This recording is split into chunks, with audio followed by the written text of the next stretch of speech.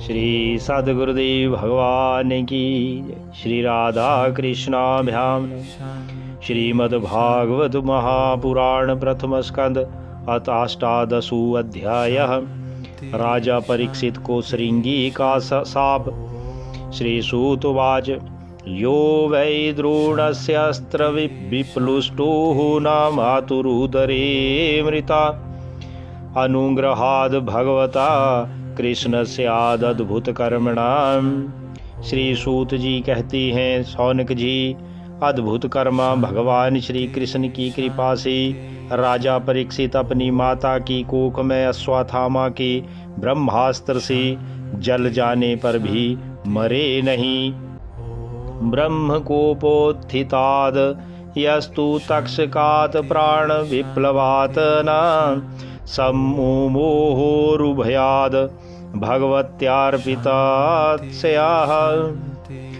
जिस समय ब्राह्मण के शाप से उन्हें डसने के लिए तक्षक आया, उस समय वे प्राणनाश की महान भय से भी भयभीत नहीं हुए, क्योंकि उन्होंने अपना चित्त भगवान श्री कृष्ण के चरणों में समर्पित कर रखा था। उत्सृज्य सर्वता संगम विज्ञाता जित संस्थिति व्यासकीर्जहौ शिष्यो गंगायां स्वं कलीवरम। उन्होंने सबकी आसक्ति छोड़ दी, गंगा तट पर जाकर महर्षि भगवान श्री सुखदेव जी से उपदेश ग्रहण किया और इस प्रकार भगवान के स्वरूप को जानकर अपने शरीर को त्याग दिया। नोत्तम श्लोक वार्तानां जुस्तां तत्कथामृतं सयातं भ्रमो अंतकाले अपि समरतां तत्पदाम्बुजम्।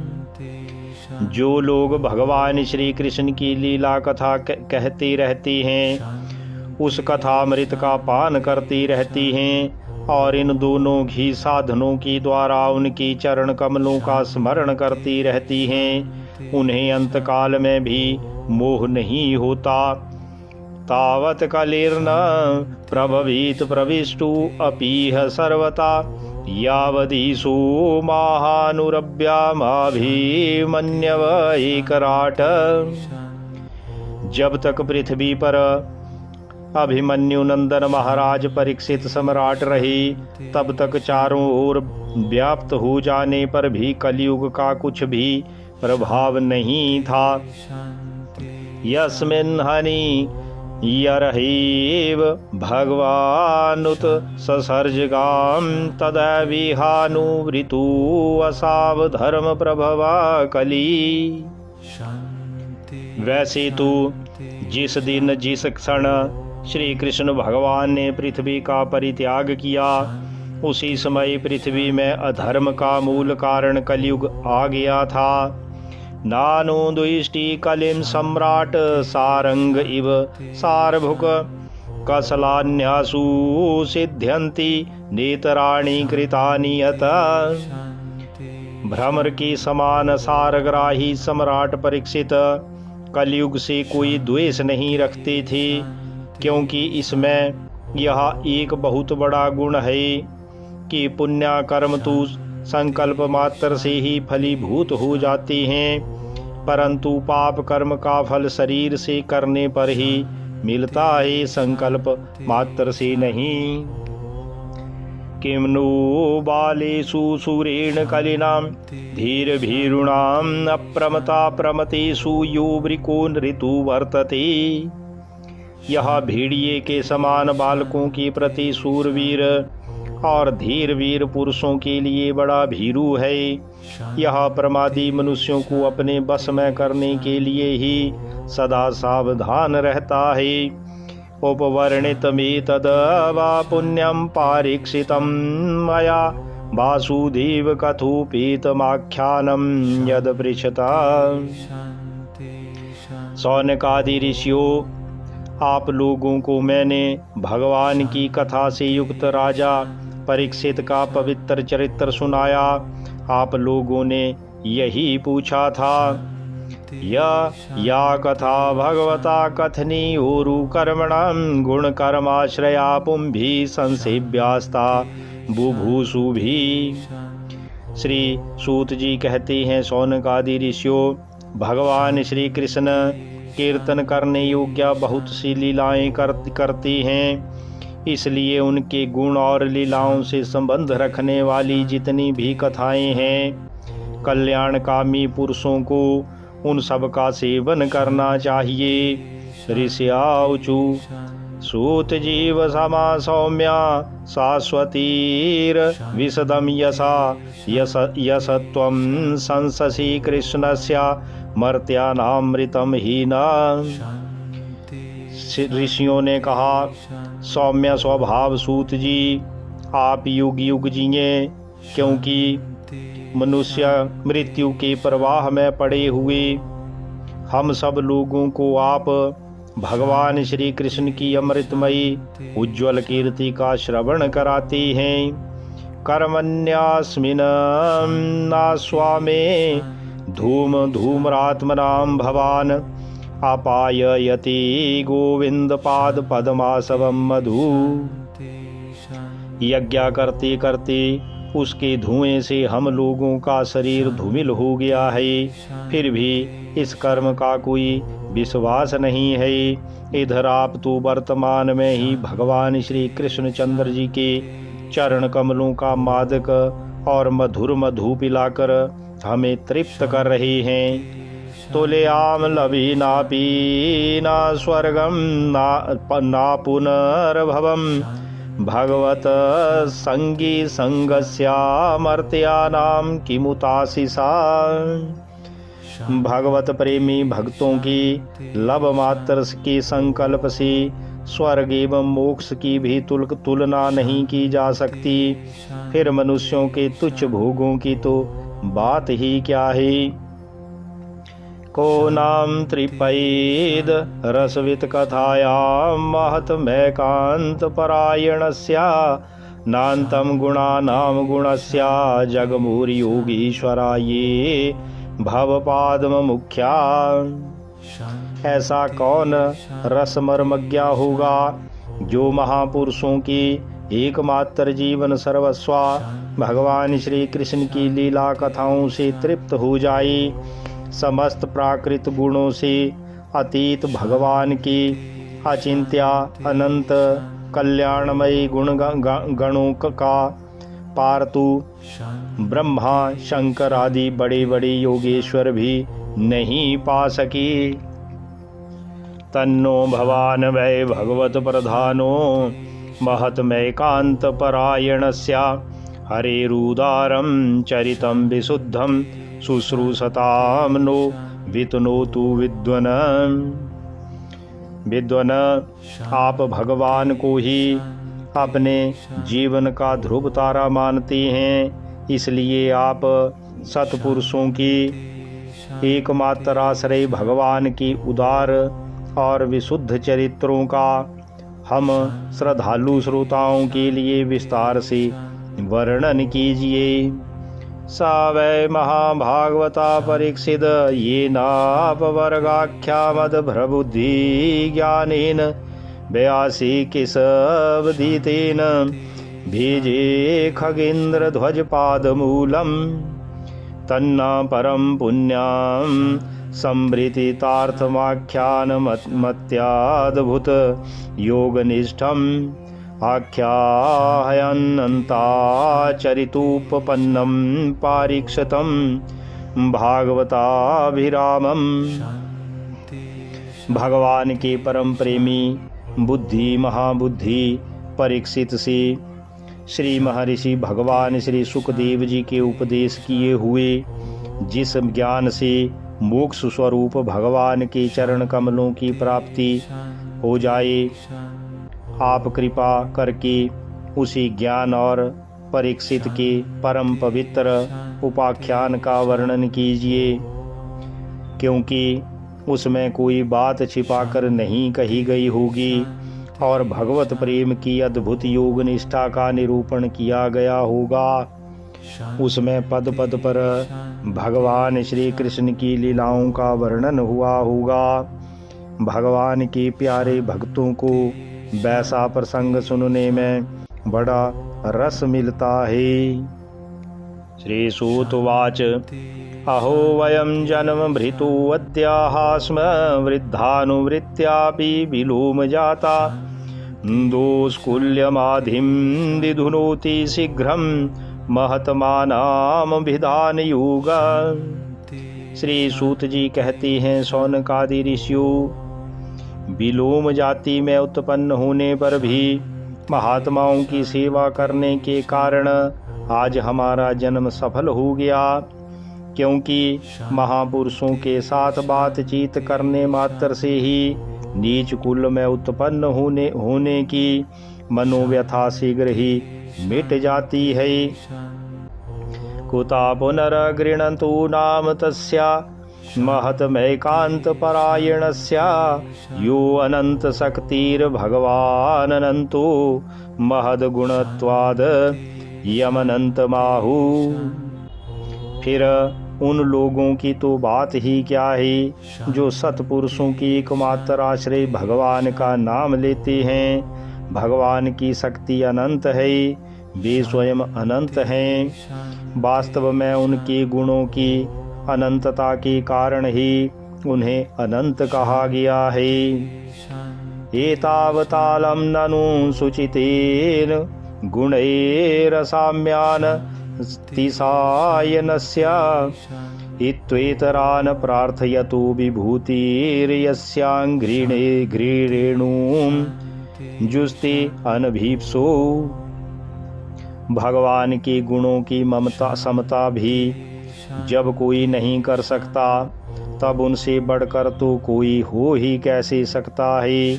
उनके गुणों की यह विशेषता समझाने के लिए इतना कह देना ही पर्याप्त है कि लक्ष्मी जी अपने को प्राप्त करने की इच्छा से प्रार्थना करने वाले ब्रह्मादि देवताओं को छोड़कर भगवान के ना चाहने पर भी उनके चरण कमलों की रज का ही सेवन करती हैं।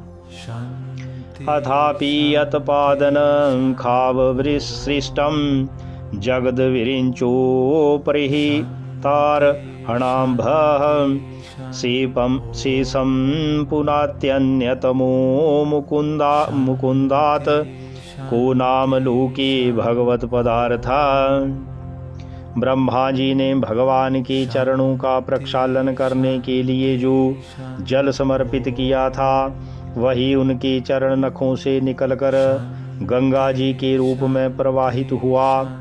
यह जल महादेव जी सहित सारे जगत को पवित्र करता है।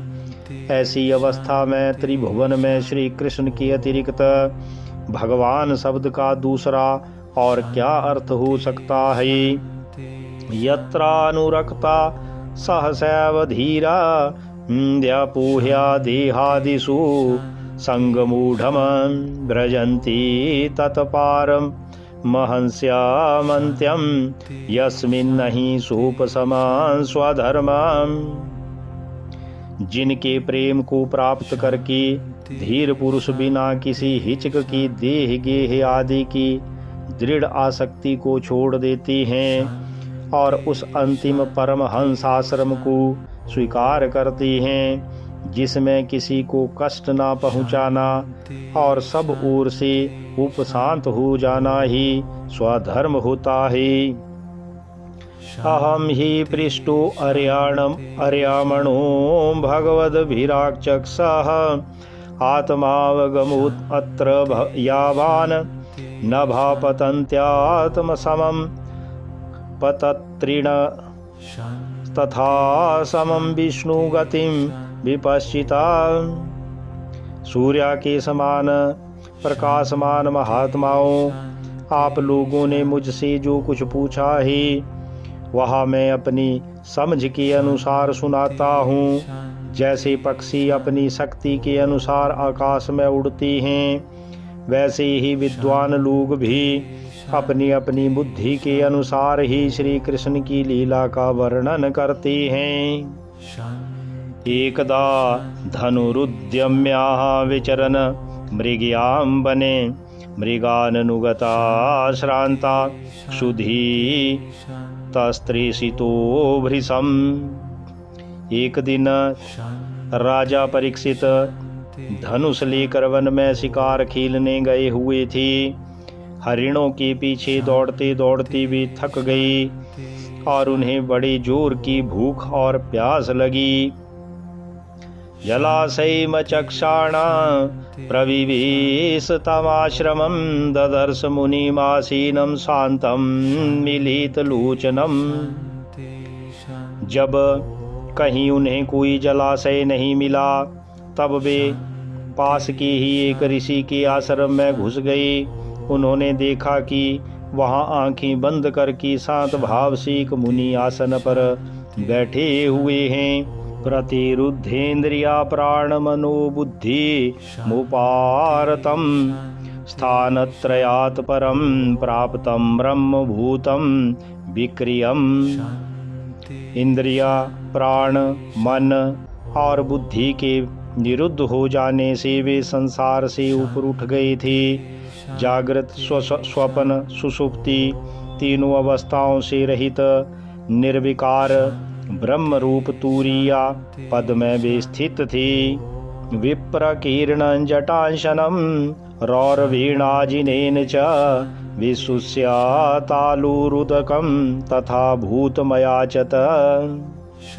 उनका शरीर बिखरी हुई जटाओं से और कृष्ण मृग चर्म से ढका हुआ था। राजा परीक्षित ने ऐसी ही अवस्था में उनसे जल मांगा, क्योंकि प्यास से उनका गला सूखा जा रहा था। अलब्ध तृणां भूम्यादिर संप्राप्तार्घ्या सुनृताः अवज्ञातमिवात्मानं मन्यामानश्चुकोपः। जब राजा को वहां बैठने के लिए तिनके का आसन भी ना मिला, किसी ने उन्हें भूमि पर भी बैठने को ना कहा। अर्घ्य और आदर भरी मीठी बातें तो कहाँ से मिलती। तब अपने को अपमानित सा मान कर वे क्रोध के वश हो गए। अभूतपूर्व सहसा क्षुत्रिभ्यामर्दितात्मनाहं ब्राह्मणं प्रत्यभूत ब्रह्मन्वत्सरो मन्युरेव च। सौनक जी वे भूख प्यास से छटपटा रहे थे, इसलिए एकाएक उन्हें ब्राह्मण के प्रति ईर्ष्या और क्रोध हो गया। उनके जीवन में इस प्रकार का यह पहला ही अवसर था। सातु ब्रह्म ऋषिरंसे गता सुमुरगम रूषा विनिर्गशन धनुष्कोटया निधाया पुरमागमत। वहां से लौटते समय उन्होंने क्रोधवश धनुष की नोक से एक मरा हुआ सांप उठाकर ऋषि के गले में डाल दिया और अपनी राजधानी में चले आए।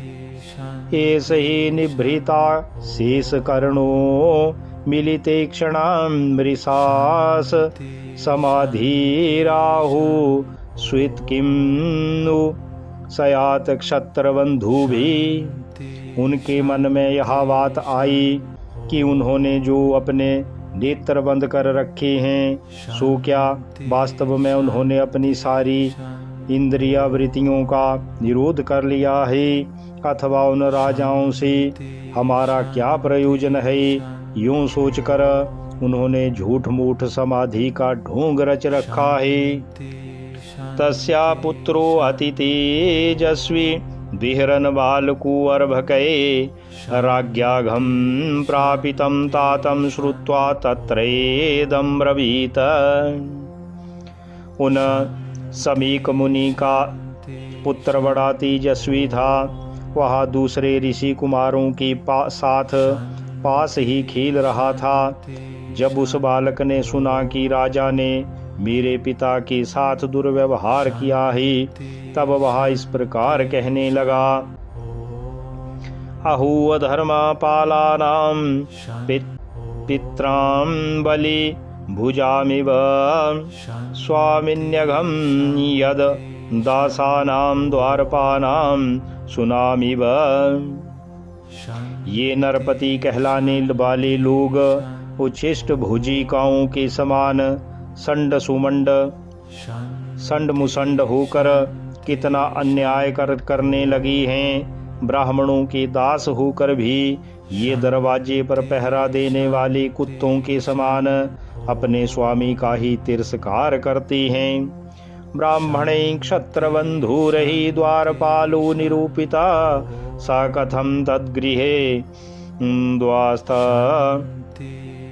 सभाण्डम भोक्तुमर्हति। ब्राह्मणों ने क्षत्रियों को अपना द्वारपाल बनाया है, उन्हें द्वार पर रहकर रक्षा करनी चाहिए। घर में घुसकर स्वामी के बर्तनों में खाने का उसे अधिकार नहीं है।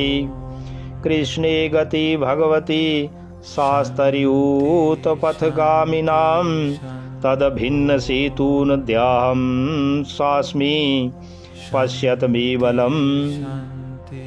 अतएव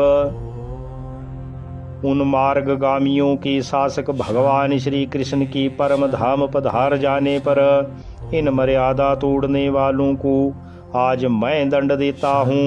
मेरा तपोबल देखो। इत्युक्त्वा रूसताम्राक्षु वयस्यान्रेषि बालका कौशिक्याप उपस्पृश्याः वाग्वज्रं विससर्जः।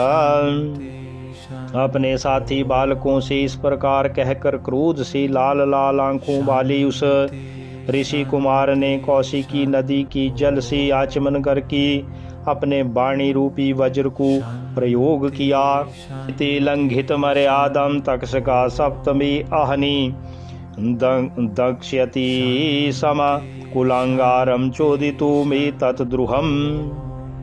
कुलांगार परीक्षित ने मेरे पिता का अपमान करके मर्यादा का उल्लंघन किया है, इसलिए मेरी प्रेरणा से आज के 7वें दिन उसे तक्षक सर्प डस लेगा। ततो अभ्येत्याश्रमं बालुगली सर्पकलेवरं पेतरं वीक्ष्या दुःखार्तु मुक्तकंठोरुरोधः। इसके बाद वह बालक अपने आश्रम पर आया और अपने पिता के गले में सांप देखकर उसे बड़ा दुख हुआ और वह दाढ़ मार मार कर रोने लगा। सावा आंगीरसु ब्रह्मन् श्रुत्वा सुतविलापनम् उमील्याः सनकैर्नेत्रे दृष्ट्वा श्वासे मृतुर्गम्। विप्रवर शौनक जी, समीक मुनि ने अपने पुत्र का रोना चिल्लाना सुनकर धीरे धीरे अपनी आंखें खोली और देखा कि उनके गले में एक मरा हुआ सांप पड़ा है। विसृज्य पुत्रं पप्रच्छ वत्स कस्माधीरोदिषि केन वा ते अपकृतमित्युक्ता सा न्यवेदयत। उसे फेंक कर उन्होंने अपने पुत्र से पूछा, बेटा तुम क्यों रो रहे हो? किसने तुम्हारा अपकार किया है? उनके इस प्रकार पूछने पर बालक ने सारा हाल कह दिया।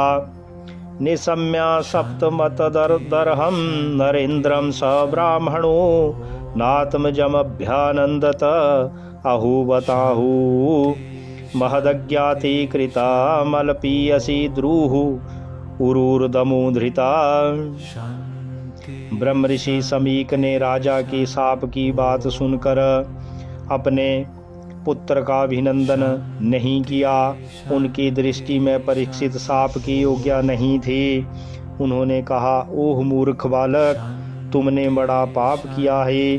खेद है कि उनकी थोड़ी सी गलती के लिए तूने उनको इतना बड़ा दंड दिया। नाव नृभीर नरदेवं पराख्यम सम्मातु मरहस्य विपक्व बुद्धि उत्तेजसा दुर्विषहीन गुप्ता विन्दन्ति भद्रान्या कुतो भया प्रजा।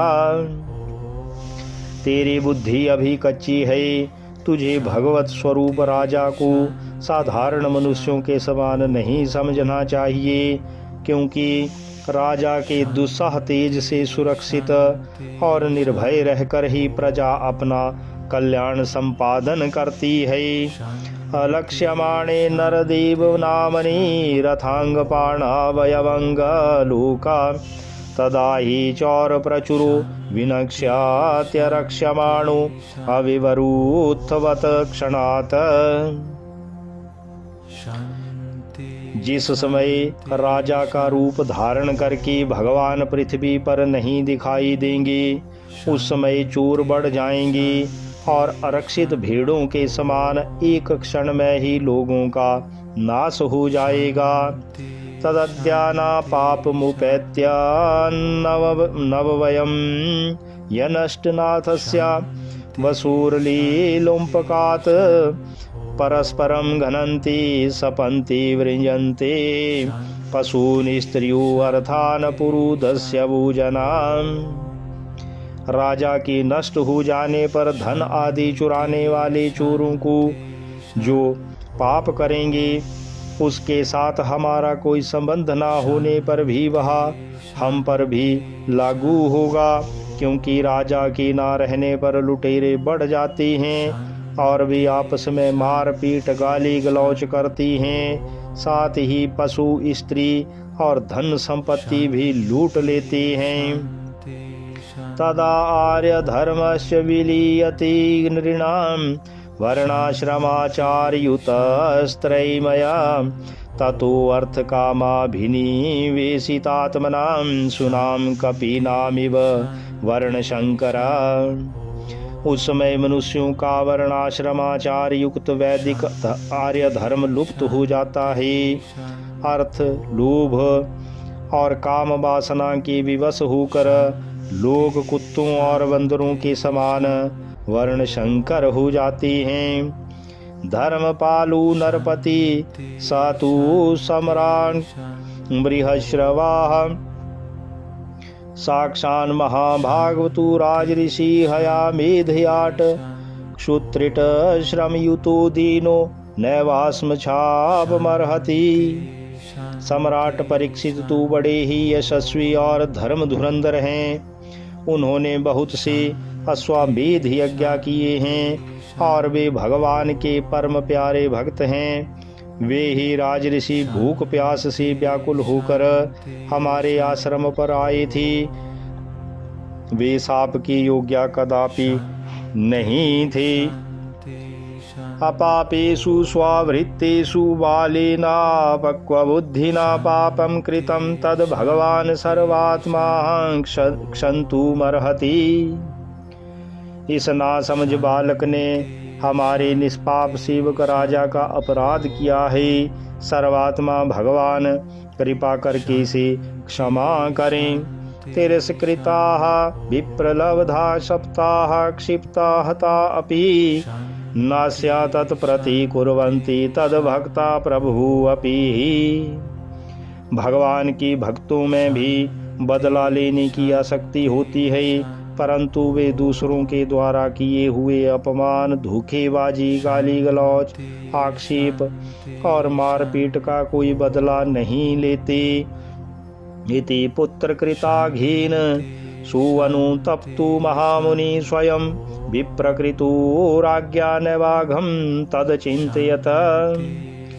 महामुनि समीक के को पुत्र के अपराध का बड़ा पश्चाताप हुआ।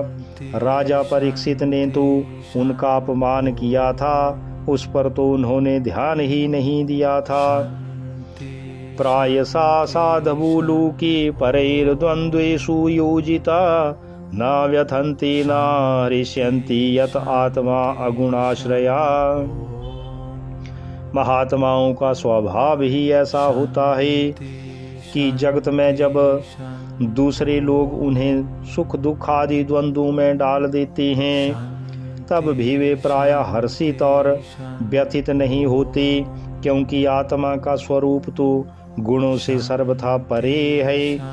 इति श्रीमद्भागवते महापुराणे पारमहंस्यां संहितायां प्रथमस्कन्धे विप्रशापोपलम्भनं नामाष्टादशोऽध्यायः। बोलिए श्री कृष्ण बलदेव की जय, श्री सद्गुरुदेव भगवान की जय। इति श्रीमद्भागवत महापुराण प्रथम स्कंद नामाष्टादशोऽध्याय संपूर्णः।